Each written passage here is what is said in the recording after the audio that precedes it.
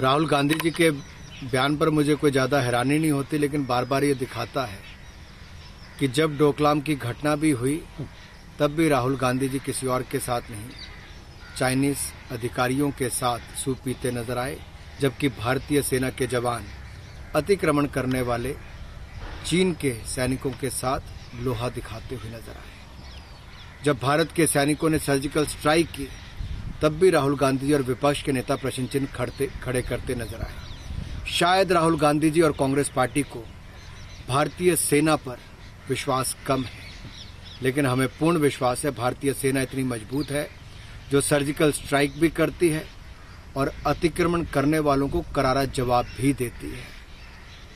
और ये वो लोग हैं जो तब भी चीन के अधिकारियों के साथ सूप पीते नजर आते थे और आज भी देश के अंदर बैठकर चीन का डर दिखाते हैं।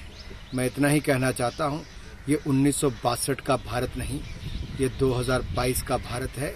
नरेंद्र मोदी जी के नेतृत्व में आगे बढ़ रहा है और पूरी दुनिया के लोकप्रिय नेता, सबसे सर्वाधिक लोकप्रिय नेता नरेंद्र मोदी जी के रूप में नजर आए, जो शांति की पहल करते हैं, शांति की बात बार बार करते हैं, लेकिन अपनी सेना को मजबूत करने में भी कहीं पीछे नहीं हटते।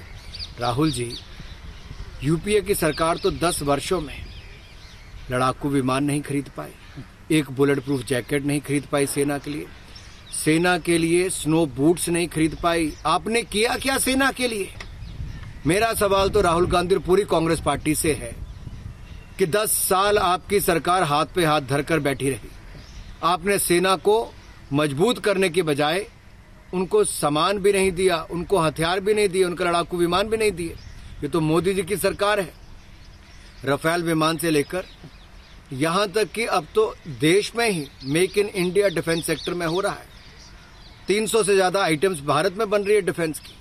आज भारत इंपोर्ट करने वाला नहीं, एक्सपोर्ट करने वाली स्थिति में आकर खड़ा हुआ है डिफेंस के क्षेत्र में।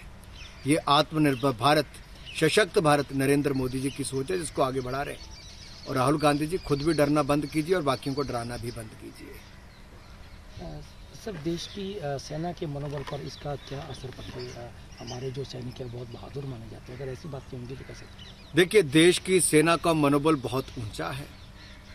डोकलाम की घटना के समय भी प्रधानमंत्री मोदी जी स्वयं राष्ट्र की सीमा पर गए, रक्षा मंत्री जी भी राष्ट्र की सीमा पर गए, सेना बलों का मनोबल भी बढ़ाया।